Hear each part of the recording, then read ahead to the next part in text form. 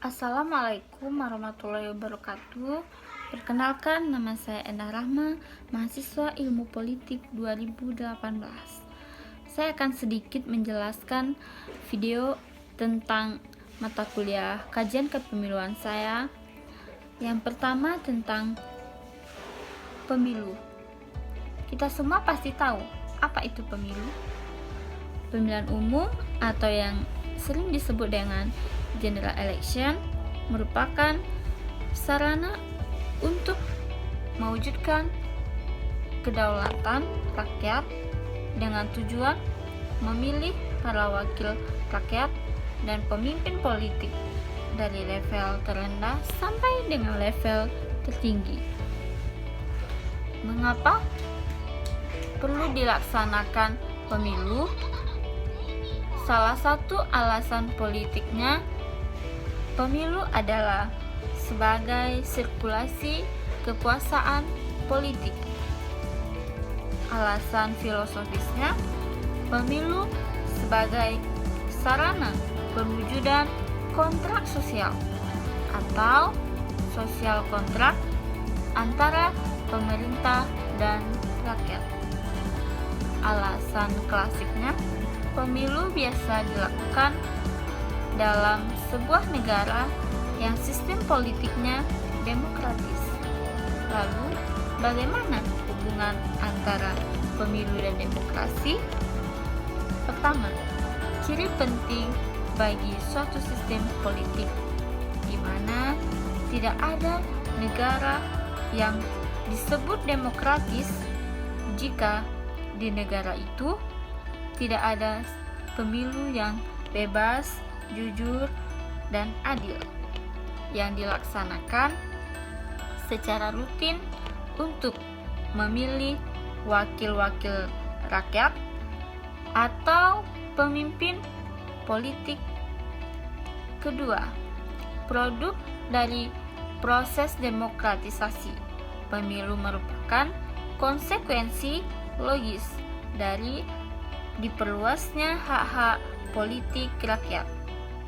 Ketiga, pemilu merupakan alat untuk mengukur dan menentukan kualitas dan kuantitas demokrasi. Keempat, demokrasi sendiri merupakan produk-produk dari rasionalisasi kekuasaan politik. Pemilu dan demokrasi merupakan ibarat dua sisi dari satu keping mata uang.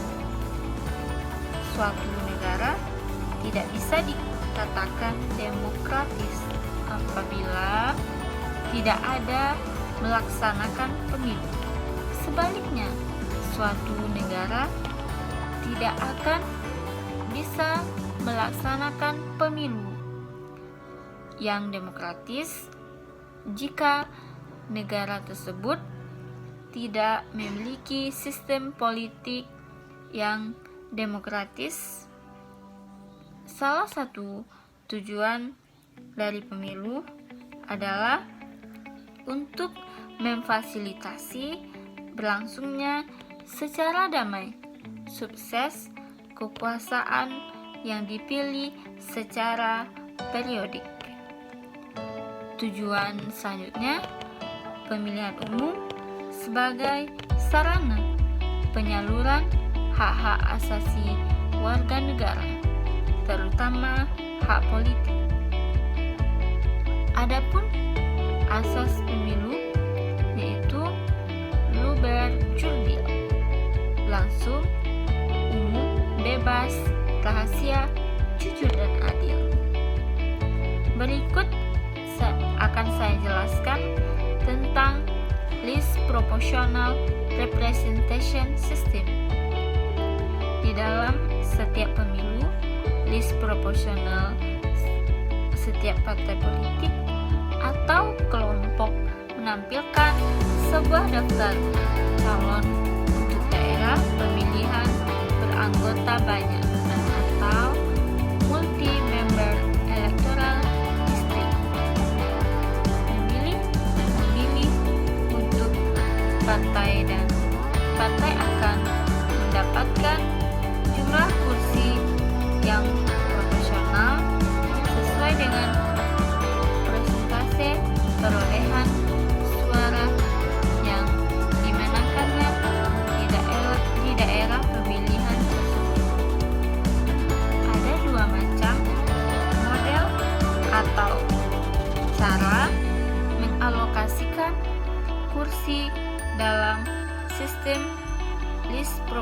proporsional, yaitu highest average atau rata-rata tertinggi, dan largest eminence method, sisa suara terbanyak. Sistem ini sulit diberikan atau diterapkan, terutama di negara-negara yang sistem kepartaiannya masih lemah dan sangat awal, karena menuntut kemampuan partai untuk eksis. Varian sistem proporsional system atau the electoral system terbagi atas tiga. Yang pertama, plurality majority. Yang kedua, semi proportional. Yang ketiga, proportional representation. Plurality majority ini terbagi pula menjadi empat. Yang pertama, first past the post, block vote, alternative vote, dan curang. Dan semi proporsional ini terbagi menjadi dua. Yang pertama, parallel vote, dan yang kedua, single non-transferable vote. Dan proporsional representasi dibagi menjadi tiga.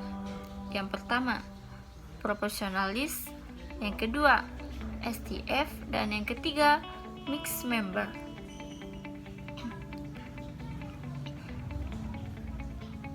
Pada intinya, sistem ini ingin mendapatkan calon terpilih berdasarkan suara terbanyak, bahkan mutlak, dalam suatu daerah pemilihan atau dapil.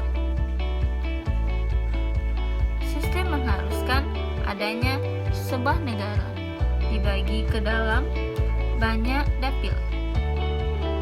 Rakyat pemilih datang ke TPS untuk memberikan suaranya, dan hasil pemungutan suara dihitung berdasarkan suara terbanyak. Hasilnya adalah the winner takes all. Selanjutnya, saya akan menjelaskan tentang Komisi Pemilihan Umum. Kita semua pasti sudah tahu apa itu KPU. KPU merupakan lembaga negara yang bersifat nasional, tetap mandiri untuk menyelenggarakan pemilihan umum Indonesia. KPU pertama pada tahun 1999 sampai 2001, KPU kedua dari 2001 sampai 2007, KPU ketiga dari 2007 sampai 2012, KPU keempat dari 2012 sampai 2017, dan KPU kelima 2017 sampai 2022. Adapun tugas dan wewenang KPU berdasarkan pasal 25 Undang-Undang Nomor 12 Tahun 2003, yaitu merencanakan penyelenggaraan pemilu, menetapkan organisasi dan tata cara semua tahapan pelaksanaan pemilu, mengkoordinasikan, menyelenggarakan, dan mengendalikan semua tahapan pelaksanaan pemilu, menetapkan peserta pemilu, menetapkan daerah pemilihan, jumlah kursi, dan calon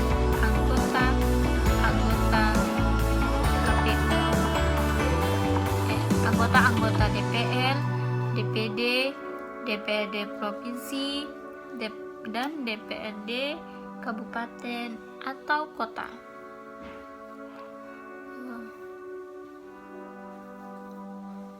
Menetapkan waktu, tanggal, tata cara pelaksanaan kampanye, dan pemungutan suara.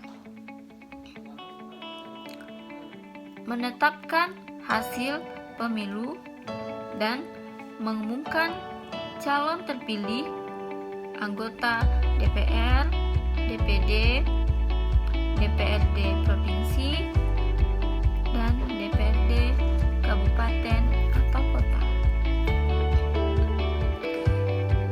Melakukan evaluasi dan pelaporan pelaksanaan pemilu, dan yang terakhir melaksanakan tugas dan kewenangan lain yang diatur di undang-undang.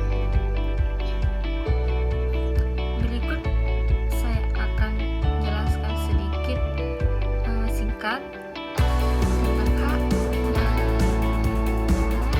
hak dan KPU, yaitu membantu panitia pemilihan kecamatan atau PPK atau panitia pemilihan distrik atau PPD. Itu adalah salah satu dan salah satu kewajiban dari KPU, yaitu memperlakukan pemilu secara adil dan serta guna menyukseskan pemilu. Berikut akan saya sampaikan sedikit singkat syarat menjadi anggota KPU. Salah satunya yang terpenting adalah warga negara Indonesia, berusia minimal 35 tahun untuk calon anggota KPU pusat dan minimal berumur 30 tahun untuk calon anggota KPU provinsi, kabupaten, atau kota. Dan salah satu syarat menjadi anggota KPU itu berdomisili di wilayah Republik Indonesia bagi calon anggota KPU pusat dan di wilayah provinsi atau kabupaten atau kota dengan menunjukkan atau membuktikan kartu tanda penduduk atau KTP. Terakhir, pemberhentian anggota KPU. Anggota KPU dapat diberhentikan apabila pertama meninggal dunia. Yang kedua, mengundurkan diri dengan alasan yang tidak dapat diterima atau tidak logis. Yang ketiga, berhalangan tetap. Dan yang terakhir, diberhentikan secara tidak terhormat. Pemberhentian anggota KPU harus didahului oleh verifikasi oleh DKPP atau Dewan Kehormatan Penyelenggara Pemilu. Karena adanya pengaduan dari anggota dari penyelenggara pemilu, demikian penjelasan singkat saya tentang mata kuliah kajian kepemiluan. Saya tutup dengan Assalamualaikum warahmatullahi wabarakatuh. Saya Endar Ahmad Dewi pamit undur diri.